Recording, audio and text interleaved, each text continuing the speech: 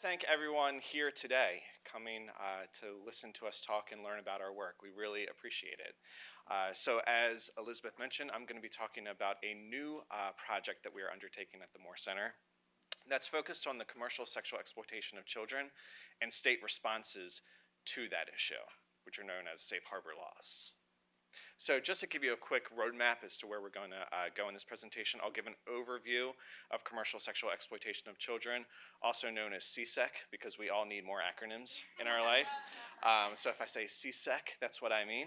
And then I'll go into a discussion of policy responses around the commercial sexual exploitation of children and how we are researching this at the Moore Center, and then future directions for this policy and our work. So what do we mean when we say commercial sexual exploitation of children? Well, one, we can think narrowly in the sexual commodification of children's bodies, right, for the purposes of monetary gain.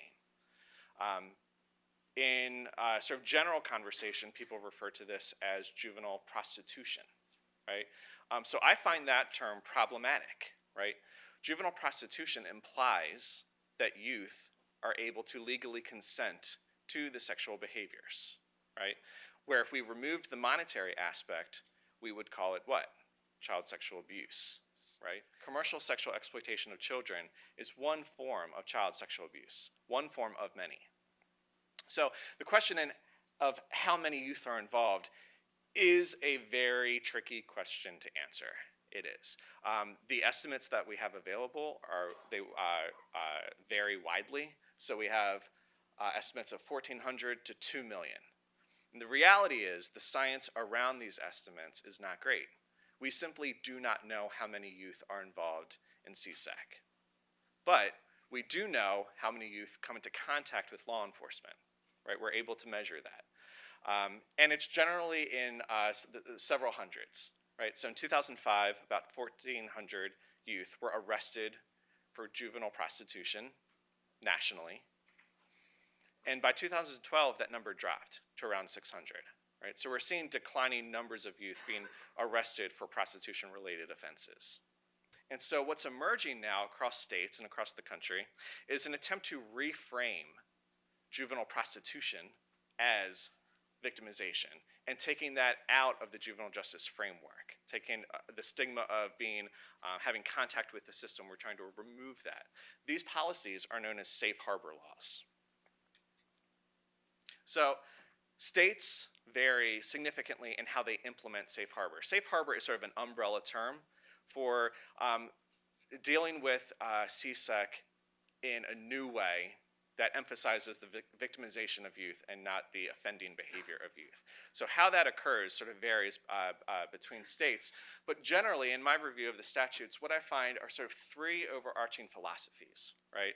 So one, an acknowledgement that youth involved in prostitution are victims, right?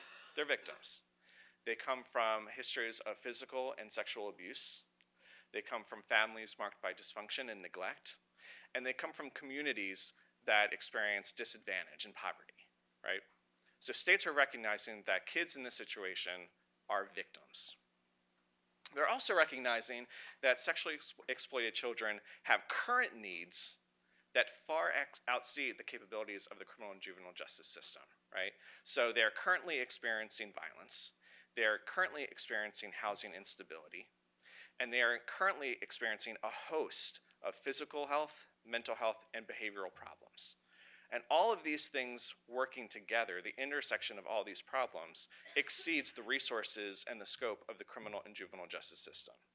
Some states are decriminalizing juvenile prostitution. So what they're saying is, we are no longer going to be arresting youth and charging them with prostitution-related offenses. Other states are relying on diversion. So either with decriminalization or instead of decriminalization. So some youth might be picked up by a police officer and taken immediately into social work or some other social service sector.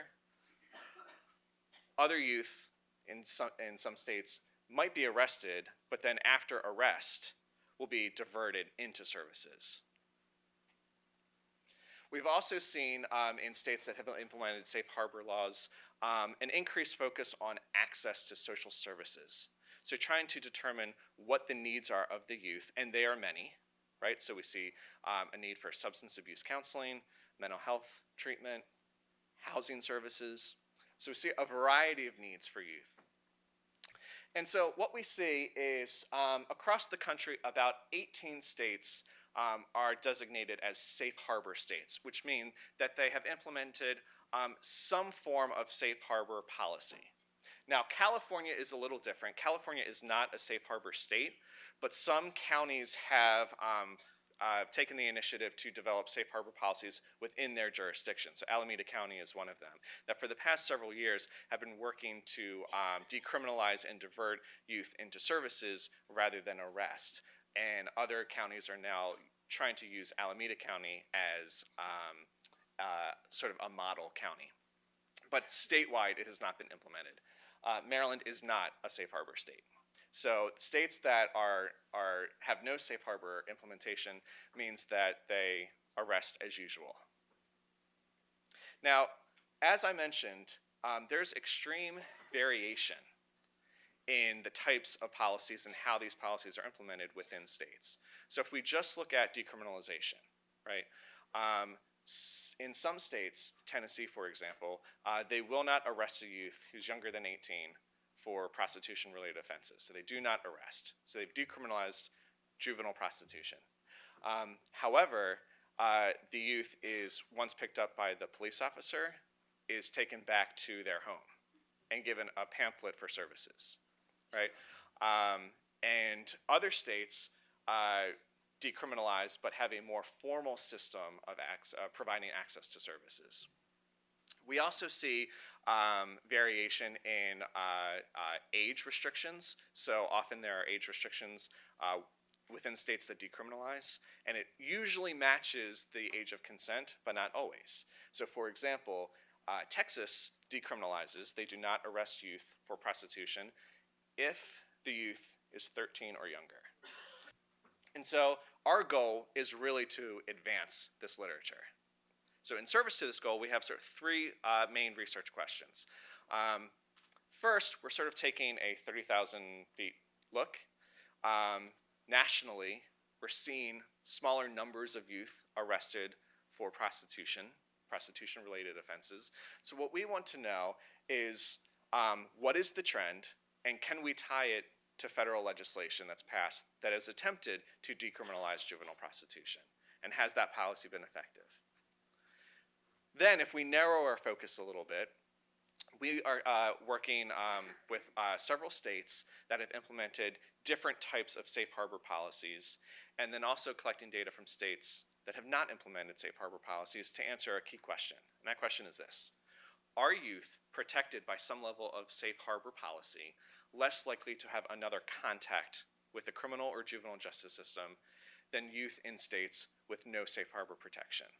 So the idea of safe harbor is to provide services so that they don't come back into the system. And so we're attempting to gauge how effective that is. And then finally, we want to know, in states that have implemented safe harbor, so getting a more narrow focus, in states that have implemented safe harbor, what has been the experience of the key stakeholders, the people on the ground, right? So within law enforcement, treatment providers, people within social work. What has been the experience? What are some of the barriers? How have they attempted to overcome those barriers? And then my final point today, which I think is sort of always our theme at the Moore Center, is that in talking about commercial sexual exploitation of children and safe harbor policies, the focus here is on after-the-fact responses. It's on reactions to offenses and abuse that has already occurred. And I think what we need to do, the conversation that we need to be having around commercial sexual exploitation, is that it is child sexual abuse. It's child sexual abuse. It's not a distinct element, right? It's child sexual abuse. And as such, it's preventable. We can prevent it, which means we need to focus our energy and our resources on prevention. And so I think that is the conversation as we move into the future that we really need to have around commercial sexual exploitation.